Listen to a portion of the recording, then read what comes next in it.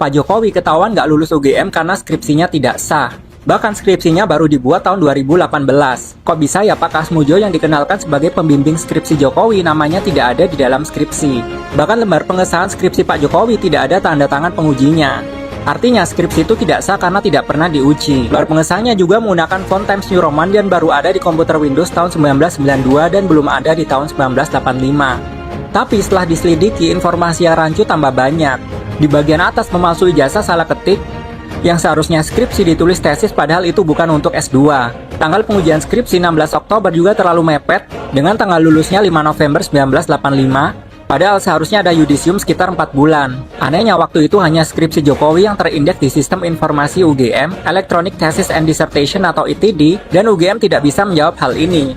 Setelah di-download dari ETD UGM dan dibuka metadatanya, ternyata skripsi itu dibuat tahun 2018 menggunakan software Foxit PDF yang belum ada di tahun 1985. Bahkan UGM tidak bisa menunjukkan kartu hasil studi dan transkrip Pak Jokowi. Anehnya jurusan Pak Jokowi Teknologi Kayu sampai saat ini tidak pernah ada di UGM. Akhirnya untuk menghilangkan informasi itu, daftar riwayat hidup atau CV Pak Jokowi tiba-tiba hilang dari website KPU. Aku suka membongkar kasus Jokowi. Follow untuk cerita selanjutnya. Kalian tahu nggak alasan polisi itu kenapa kasus ijazah Pak Jokowi itu nggak selesai-selesai? Ini analisa saya aja ini. Polisi itu udah selidiki kasus ijazah Pak Joko Widodo, udah selidiki ijazah Jokowi ke pihak Jokowi ya, udah selidiki. Dan hasilnya itu memang bukti Pak Jokowi itu pakai ijazah palsu. Memang terbukti gitu loh, bahwa Pak Jokowi pakai ijazah palsu. Dan akhirnya Polri itu tidak bisa mengungkapkan bahwa Pak Jokowi itu pakai ijazah palsu, bahwa selama ini kita dibohongi Jokowi. Mereka itu tidak bisa mengungkapkannya terus terang kepada masyarakat Indonesia karena mereka juga takut, karena Pak Jokowi itu bukan orang biasa. Walaupun dia itu tidak menjabat sebagai presiden lagi, tapi dia kan masih berkuasa juga, masih kuat lah istilahnya. Dan sebaliknya, kalau misalnya Pak Jokowi, ini analisa saya, kalau misalnya Pak Jokowi itu memang benar-benar pakai ijazah asli dan yang diselidiki oleh Polri selama ini bahwa ijazah Jokowi itu memang benar-benar asli, maka kasus ini cepat selesai. Maka itu nggak mikir kasus ini nggak selesai-selesai karena yang diselidiki oleh Polri tersebut memang Pak Jokowi itu pakai ijazah palsu. Jadi mereka itu tidak enak untuk mengungkapnya itu ke media gitu loh, bahwa Pak Jokowi memang pakai ijazah palsu gitu. Ya takutnya nanti mereka sendiri yang kena. Jadi ya gimana lagi, mereka ya terdiam dan juga tunggu perintah dari atasannya. Gimana ini caranya gitu supaya kasus ijazah ini cepat selesai gitu. Karena kalau kasus ijazah ini gampang banget selesainya, tinggal periksa aja Pak Jokowi, tunjukin ijazahnya, selesai. Ini kok nggak selesai gitu. Kasus pembunuhan aja ya, bunuhnya itu 2 tahun yang lalu dan ketemu mayatnya itu baru sekarang. Langsung ketahuan cuy, ketahuan pelakunya itu siapa. Masa kasus ijazah ini aja nggak selesai-selesai? Memalukan nggak sih pemerintah Indonesia? Memalukan nggak sih polisi itu? Masa kasus ijazah nggak selesai-selesai? Udahlah, terus terang aja. Siapa yang menuduh, dia yang juga harus membuktikan. Saya sebenarnya adalah pendukung Jokowi garis keras. Dan kami juga orang yang berupaya untuk mengcounter berbagai tuduhan terhadap Jokowi. Dan kami sangat percaya Jokowi waktu itu. Nah, soal ijazah palsu, ini awalnya saya masih meyakini bahwa Jokowi memiliki ijazah asli. Karena sudah diklarifikasi oleh UGM dan sudah menjabat beberapa kali sebagai pimpinan publik. Dan kita hakul yakin dan percaya bahwa Pak Jokowi benar-benar memiliki ijazah asli UGM. Tapi ada satu hal di kemudian hari yang membuat kami dan kawan-kawan itu berubah pikiran.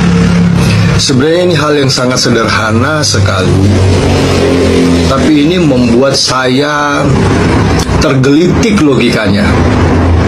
Peristiwa itu terjadi pada saat teman-teman Pak Jokowi berupaya untuk membela Pak Jokowi.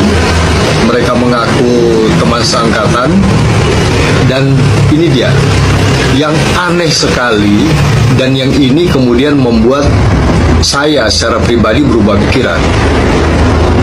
Pada saat itu mereka datang, mereka kumpul, dan menunjukkan ijazah mereka, ijazah aslinya. Sedangkan sampai hari ini kita meminta Pak Jokowi ikut dong menunjukkan. Maksud saya begini, orang-orang ini datang, mereka mengaku bahwa Pak Jokowi juga memiliki ijazah yang sama seperti mereka. Caranya bagaimana? Dengan cara mereka menunjukkan ijazah mereka masing-masing. Nah, ini kemudian membuat logika saya berputar balik ya.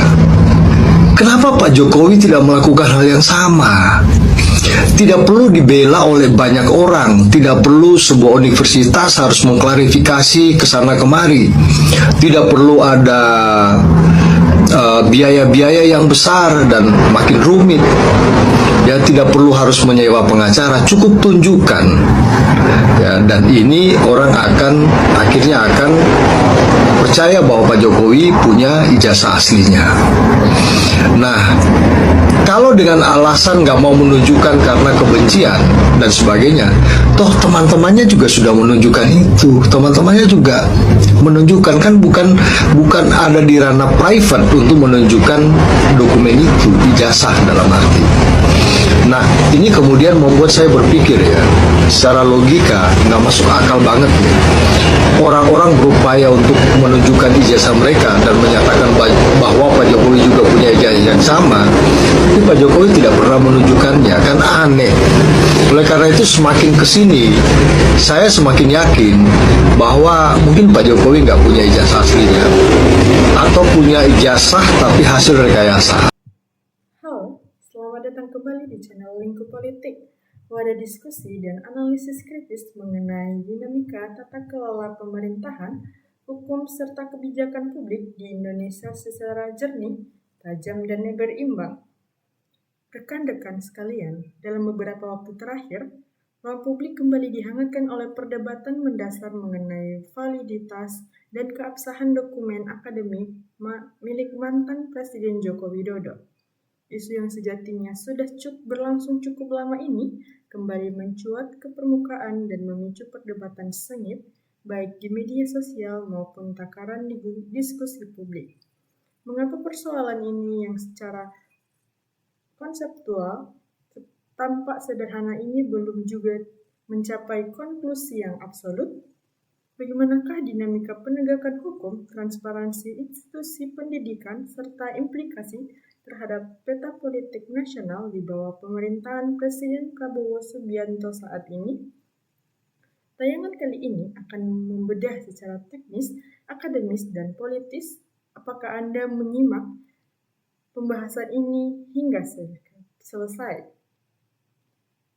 Rekan-rekan sekalian, poin pertama yang patut kita bedah adalah aspek teknis dan analisis data pendukung yang dipersonalkan oleh sejumlah pihak. Secara umum, terdapat beberapa poin utama yang menjadi pusat perhatian publik. Pertama, kelengkapan lembar pengesahan. Muncul pertanyaan mengenai ketiadaan nama dosen pembimbing serta tanda tangan tim penguji pada lembar pengesahan skripsi. Dalam tata kelola administrasi perguruan tinggi, kelengkapan ini merupakan syarat mutlak keabsahan sebuah karya ilmiah. Kedua, analisis tipografi dan kronologi teknologi. Ditemukannya adanya argumen kritis terkait penggunaan jenis huruf atau font tertentu pada dokumen fisik yang dinilai belum populer atau belum diimplementasikan secara luas pada kurun waktu tahun 1985. Ketiga yaitu metadata digital. Adanya penelusuran terhadap metadata file digital dalam sistem informasi akademik yang menimbulkan pertanyaan mengenai waktu pembuatan serta format dokumen. Pertanyaan mendasar dari perspektif publik adalah mengapa jawaban atau klaim akademis yang ada sebelum sepenuhnya mampu merekam keraguan teknis tersebut secara menyeluruh. Ketika sebuah isu teknis tidak diiringi dengan penjelasan transparan dan pembuktian dokumen asli secara terbuka, spekulasi publik tentu akan terus berkembang. Poin kedua. Mengapa kasus ini terkesan berlarut-larut dan berjalan di tempat? Dalam perspektif tata kelola hukum dan hukum komunikasi publik, terdapat dua pandangan utama. Di satu sisi, muncul persepsi skeptis masyarakat yang menduga adanya kendala psikologis atau politis bagi aparat penegakan hukum serta institusi terkait dalam mengusut tuntas figur yang pernah memegang tampuk kekuasaan tertinggi di Indonesia. Di sisi lain, logika hukum yang sederhana menyatakan bahwa jika sebuah dokumen mutlak otentik, pembuktian langsung secara transparan dan terbuka di hadapan publik tanpa perlu mekanisme penanganan yang rumit atau berlapis-lapis adalah langkah yang paling efektif untuk menyudahi polemik. Apabila proses pembuktian dilakukan secara eksplisit, komprehensif, dan terbuka, maka tingkat kepercayaan masyarakat terhadap sistem penegakan hukum dan kredibilitas institusi pendidikan tinggi di tanah air akan terjaga dengan baik. Rekan-rekan sekalian, polemik ini tidak berdiri di ruang hampa. Isu ini bergeser menjadi diskursus politik yang lebih luas di tengah proses transisi kepemimpinan nasional. Saat ini, publik menaruh harapan besar pada pemerintahan Presiden Prabowo Subianto. Terdapat harapan masif dari masyarakat agar kepemimpinan baru ini tidak bertindak secara tegas, profesional dan independen tanpa dibayang-bayangi oleh pengaruh kekuasaan masa lalu. Masyarakat menginginkan pemerintahan yang bersih, berwibawa, dan bebas dari intervensi kelompok tertentu. Integritas, penegakan hukum, dan transparansi informasi menjadi pilar utama untuk menjaga stabilitas ekonomi serta kepercayaan investor, sekaligus memperkuat fondasi demokrasi kita menuju Indonesia emas. Jika kita mencermati opini yang berkembang di ruang digital, terlihat adanya kepedulian yang sangat tinggi dari netizen Indonesia. Ragam pandangan netizen dapat kita petakan menjadi beberapa kelompok. Pertama, kelompok yang menuntut kepastian hukum, yaitu banyaknya warga netizen menegaskan bahwa kejujuran dan integritas adalah fondasi utama seorang pemimpin. Mereka mendorong agar kepolisian dan institusi terkait menyelesaikan perdebatan ini secara tuntas tanpa adanya yang ditutup-tutupi. Kelompok yang mempertanyakan kredibilitas institusi, sebagian netizen menyoroti peran universitas dan aparat penegakan hukum, menuntut akuntabilitas publik agar tidak menimbulkan preseden buruk bagi generasi mendatang. Kemudian yaitu kelompok yang menyoroti implikasi politik. Banyak pula yang berharap Presiden Prabowo Subianto tetap berfokus pada penegakan hukum yang adil demi menciptakan iklim politik yang kondusif dan berwibawa. Ragam komentar ini menunjukkan betapa kritisnya masyarakat Indonesia saat ini dalam mengawal isu-isu kebangsaan. Rekan-rekan sekalian, fenomena ini pada akhirnya merefleksikan betapa tingginya tuntutan masyarakat akan transparansi, akuntabilitas, dan keadilan hukum.